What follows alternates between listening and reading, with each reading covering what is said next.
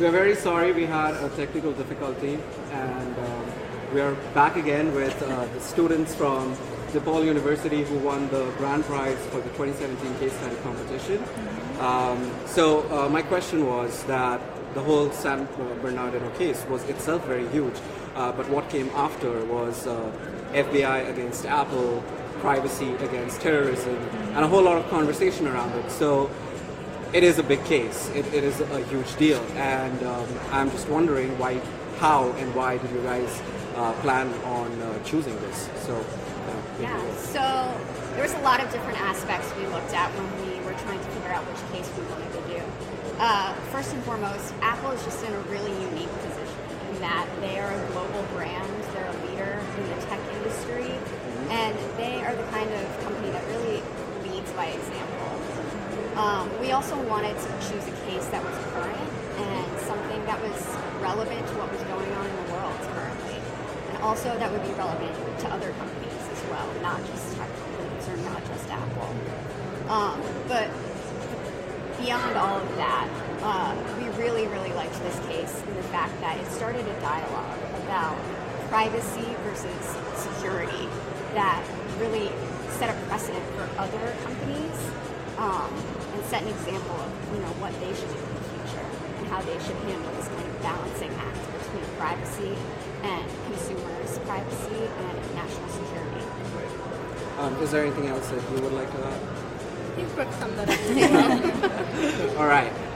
So how did you go about creating your case? What kind of methods you all use? What kind of research did you all have to do to create a very robust case? A lot of research. A lot of time. A lot of research. Yeah, so basically after we narrowed down our topic and really decided that that was what we were going to go with, one of the big things we wanted to do is make this bigger than just Apple versus FBI. There's a lot of stakeholders at risk here. We wanted to talk about every stakeholder that's affected in this case. So we did some research on the public and the consumer and kind of their opinions of Apple's decision. And what we found is it was very split. So this was a very risky decision for Apple to make. We also looked at other technology giants and those who opposed Apple and those who supported Apple, just to kind of get an idea of what their community was feeling about this decision. And then lastly, we looked at the legal ramifications. This is a huge case. As Brooke said, this is setting a precedent. So obviously, legal-wise, there's a lot going on with this, more than just surface level of this case. So that was, a lot of research. We were just trying to cover all the bases, And it was difficult to put it concise because we had a certain number of pages in which we had to write. That was a difficult part of It's our always a assignment. difficult part of grasping. Yes, exactly. I think what I would like to ask, I felt that the case was very unbiased. You guys actually looked at it from a very objective point of view. And what I want to ask is that everybody has a personal opinion about a case, as something as big as the San Bernardino case. So how do you guys figure out to keep your own biases aside and create something that is actually objective and looks at something in a much more academic way rather than a social way? So I think that comes from doing a lot of research on the topic, right? We had to look at, as Bria was saying, all the different stakeholders and kind of understand everyone's side in the case. But I think it helped to stay neutral by just kind of explaining how Apple is this big leading company in the tech world and how, what it could do to affect the rest of the tech companies. And also what it did as far as everyone's privacy and cybersecurity. So we kind of more focused on this and the risk it would take, but also what Apple did to remain true to its values and make sure that they stayed true to their customers and made sure they didn't risk anyone's privacy. We just took factual information from the research sources that we got. Those factual information gave us a perspective as to what different sectors of stakeholders are thinking about Apple, how they have reacted to this whole case, how many percentage of people are for the case and how many of them are against Apple. So that gave us a perspective wherein we could align our thoughts together. So that made us not have a biased opinion towards Apple or FBI. So a lot of editing and then just consciously remembering that we wanted to be about as unbiased as possible when wasn't always explained this. Didn't start that way. There were a lot of rounds. Yes, a lot of edits. Well, Looking at different perspectives. speaking to Rubai's point as well, I mean, it's very easy to see both sides of this case. Yeah. Even the public, Absolutely. you see the poll they've done, and it's almost exactly 50-50, which is incredible. Both sides have such a strong case for why they believe and what they believe.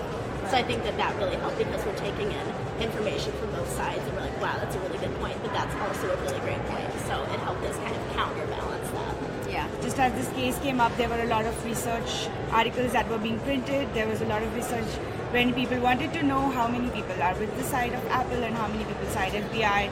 So that really helped us take public opinion into matter as far as our case was concerned. Great. So I think my last question to each one of you will be, while doing a case, there are a lot of insights that you come across. Is there something interesting, something that either amused you, excited you, surprised you while you were going through the facts of the case?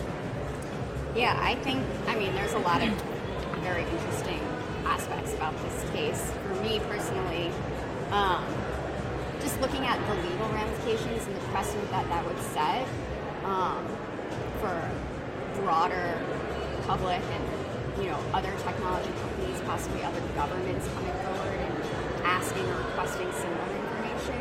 Looking at it from that point of view, I think was something that surprised me, that held a lot of weight that I didn't expect. Didn't really even know that something like this had never been requested before. So I think going off Brooke's point, we all kind of started to notice that this actual case was so much bigger than Apple, and I think that's what a lot of people didn't see. The more research we did, the more we started to find out, well, if they do create this backdoor, it could risk the security. Not only, yes, it does open the iPhone of the specific owner, but it's creating this cybersecurity and this privacy breach to all of the customers. Yeah, anyone who owns an iPhone, and that's maybe the whereabouts of your children, your credit card information, and that's something that's so much bigger than just this specific person that we needed to unlock the iPhone for. So I think the more research we did, we started to understand that, and I think when I first read about it in the news, I didn't realize how big of a case this was, and that it does risk a lot of security and privacy. And I think Apple did a good job in that way, and that they always stayed true to their main value was privacy and the privacy of their customers, and making sure that they held true to that value. And so that was something that we definitely saw throughout the whole case. Yes, this is so much bigger than Apple, but Apple as a leading tech company made sure to stay true to the value of making sure that the privacy of their customers was ensured at all times. Poll results from Morning Consult really surprised me. So the poll was taken right after the case cropped up. It was taken around 25th of February 2016, and it said that 54% of the people still trusted Apple with their data, and Tim Cook was still the second most highly rated technological CEO. So that was quite surprising to me, that in spite of all these things, there are so many people against Apple, but then you still trust Apple with your data because they are right on top of their privacy, which is their core value. So they set up a good corporate reputation. That's what they're doing. Echoing everything they say, of course, but also I think something that we kind of discovered as we dug further into this case is that this case is going to have a staying power and a lifespan much longer than a lot of the other topics we consider. Yeah. As we keep going back to Apple's set a precedent, this has not been done before. This is a new concept, and Apple has always been an industry leader. And here they are again, teaching us how to handle this, how to stay by your company values at all costs. So I think we just really discovered how big of a deal this is to the industry, and how this is going to have ramifications. I would say not just the industry, but corporations Exactly. all over the world definitely. now have access to their customers' private information, data, and it's a huge thing of how to secure that and make sure it's safe and doesn't fall into the hands of the wrong people. Exactly. Yeah, I think kind of going back to your first question of why we chose it too, there have been multiple plane crashes. There have been, they hack credit cards into different, companies, but this hasn't happened before, like they were saying, and it was huge, and it was something that, like Bria said, is going to set a precedent. Yeah. Thank you so much, guys, for joining us today on our Facebook Live. Congratulations again. Thank you so We'll be much. seeing you on stage in a couple of hours. Yes. Remember to follow us on Facebook, and we'll be back tomorrow on Facebook Live at 9:20 with our co-chair of the spring seminar, Andy Polanski, who's going to give us a brief overview of his discussion with Jerry Baker, which is our first session tomorrow. Thank you, everyone. Thank you. Thank you. Thank you.